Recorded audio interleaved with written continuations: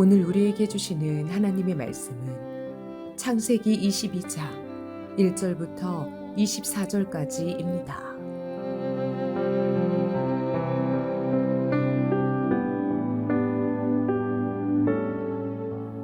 이런 일이 있은 지 얼마 뒤에 하나님이 아브라함을 시험해 보시려고 그를 부르셨다. 아브라함아 하고 부르시니 아브라함은 예, 여기에 있습니다 하고 대답하였다. 하나님이 말씀하셨다. 너희 아들, 내가 사랑하는 외아들 이삭을 데리고 모리아 땅으로 가거라.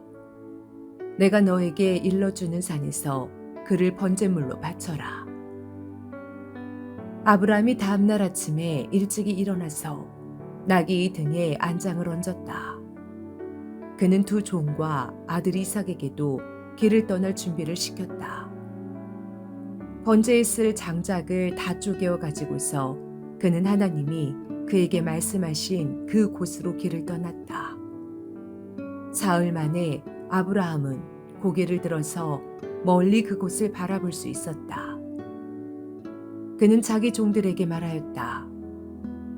내가 이 아이와 저리로 가서 예배를 드리고 너희에게로 함께 돌아올 터이니 그동안 너희는 나귀와 함께 여기에서 기다리고 있거라. 아브라함은 번제에 쓸 장작을 아들 이삭에게 지우고 자신은 불과 칼을 챙긴 다음에 두 사람은 함께 걸었다. 이삭이 그의 아버지 아브라함에게 말하였다. 그가 아버지 하고 부르자 아브라함이 얘야 왜 그러느냐 하고 대답하였다. 이삭이 물었다. 불과 장작은 여기에 있습니다마는 번제로 바칠 어린 양은 어디 있습니까? 아브라함이 대답하였다. 얘야, 번제로 바칠 어린 양은 하나님이 손수 마련하여 주실 것이다. 두 사람이 함께 걸었다. 그들이 하나님이 말씀하신 그 곳에 이르러서 아브라함은 거기에 제단을 쌓고 제단 위에 장작을 벌려놓았다. 그런 다음에 제 자식 이삭을 묶어서 제단 장작 위에 올려놓았다. 그는 손에 칼을 들고서 아들을 잡으려고 하였다. 그때에 주님의 천사가 하늘에서 아브라함아 아브라함아 하고 그를 불렀다. 아브라함이 대답하였다. 예, 여기에 있습니다. 천사가 말하였다. 그 아이에게 손을 대지 말아라. 그 아이에게 아무 일도 하지 말아라. 내가 너희 아들, 너희 외아들까지도 나에게 아끼지 아니하니 내가 하나님 두려워하는 줄을 내가 이제 알았다. 아브라함이 고개를 들고 살펴보니 수풀 속에 순양 한 마리가 있는데 그 뿔이 수풀에 걸려 있었다. 가서 그 순양을 잡아다가 아들 대신에 그곳으로 번제를 드렸다. 이런 일이 있었으므로 아브라함이 그곳 이름을 여호와 이레라고 하였다.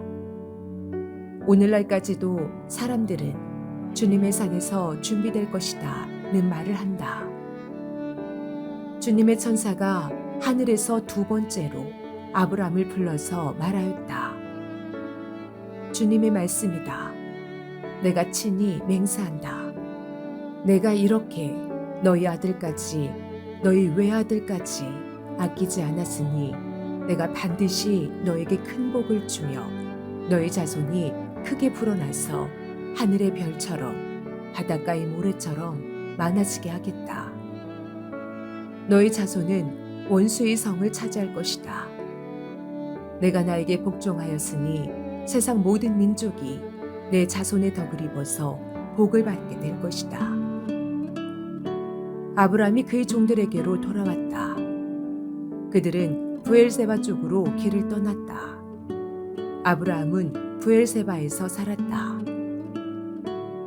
이런 일이 있은 지 얼마 뒤에 아브라함은 밀가가 자식들을 낳았다는 말을 들었다.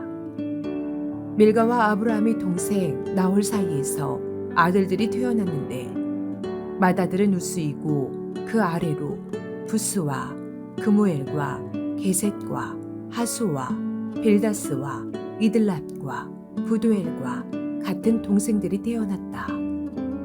부두엘은 리브가의 아버지이다. 이 8형제는 아브람의 동생 나홀과 그 아내 밀가 사이에서 태어났다. 나홀이 첩, 루우마도 데바와 가함과 다하스와 마아가 등 4형제를 낳았다. 오늘부터 다시 창세기가 시작됩니다. 오늘 본문은 모두가 너무나 잘 아는 본문입니다. 창세기 22장 1절에서 하나님이 아브라함을 시험하시려고 그를 부르시되 라고 기록하고 있습니다. 하나님의 시험은 인간으로 하여금 죄를 범케 하는 사단의 유혹과는 달리 자질이나 능력 등을 일정한 절차에 따라 알아보는 테스트라고 할 수 있습니다. 하나님이 그 사람의 자질을 몰라서 테스트하시는 것이 아니라 더 강하게 만들기 위해 연단시키시는 것입니다. 모리아 땅 또는 모리아 산은 여호와의 계시 또는 여호와께서 자기를 보이신 곳이라는 뜻입니다. 이곳은 예루살렘을 둘러싸고 있는 산악지역인데 솔로몬 성전과 골고다 언덕이 있던 곳입니다. 아브라함이 살던 브엘세바로부터 대략 80-90km 정도 떨어져 있던 곳입니다. 하나님께서 도보로 사흘길이나 되는 먼 곳을 예배할 장소로 특별히 지명하신 것은 장차 세워질 솔로몬 성전과 예수님의 십자가 사건을 염두에 두신 것으로 생각할 수 있습니다. 예수님은 이곳 모리아산에서 대속의 죽음을 당하시고 순교하셨습니다.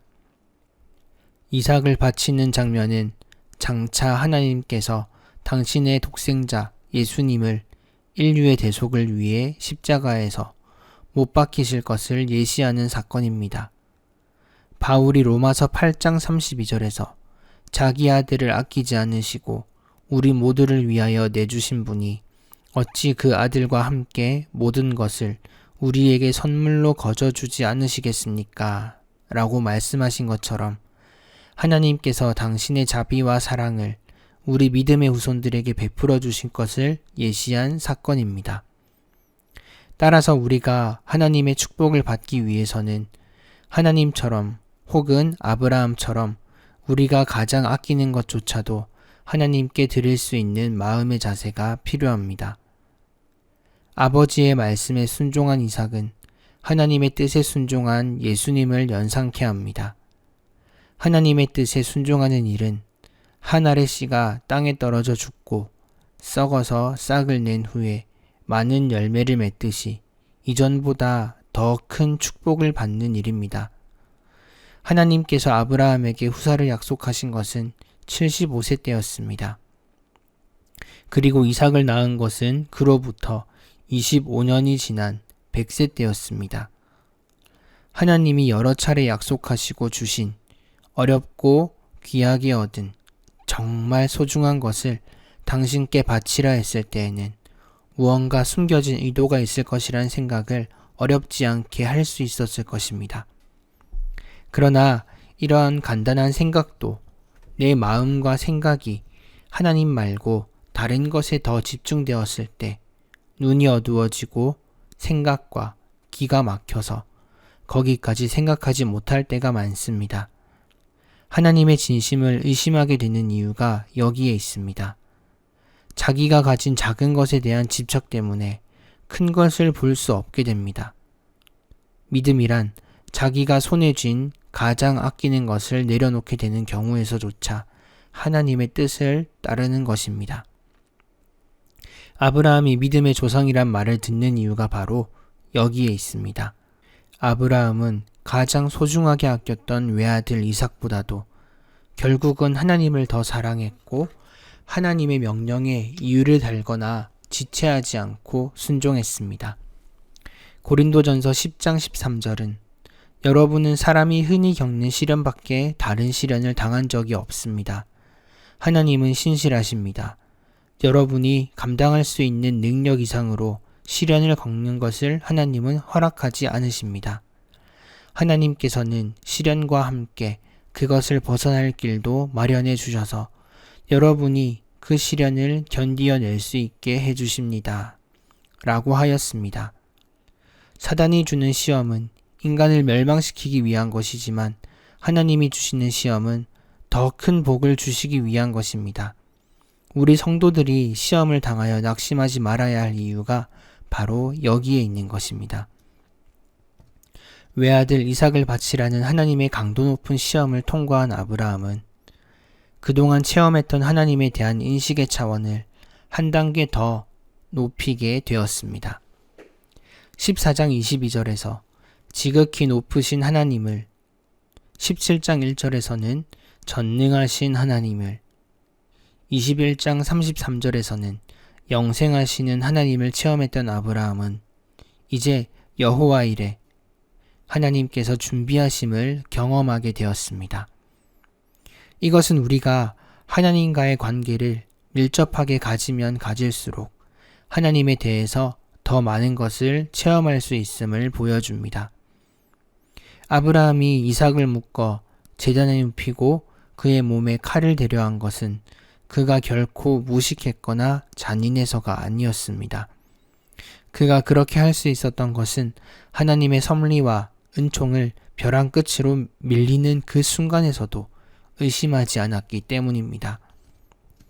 우리도 하나님의 말씀을 의심하기보다 오늘 본문에서 보여주는 것처럼 하나님의 섭리와 은총을 마지막까지도 의심하지 않는 믿음의 단계까지 도달하시기를 축원합니다. 기도합니다. 아브라함에게 신실하심을 보여주신 하나님, 오늘 우리 삶 속에서도 하나님의 신실하심과 섭리와 은총을 볼 수 있기를 소망합니다. 아브라함의 삶 속에서 점점 하나님을 새롭게 다양하게 발견하는 은혜를 부어주셔서 글로 하나님을 아는 것이 아니라 나의 체험과 성경이 하나 되게 하셔서 내 삶이 하나님의 인도하심대로 따르며 기쁘게 살아갈 수 있게 하나님과 교제하며 동행하며 살아갈 수 있게 하여 주시옵소서.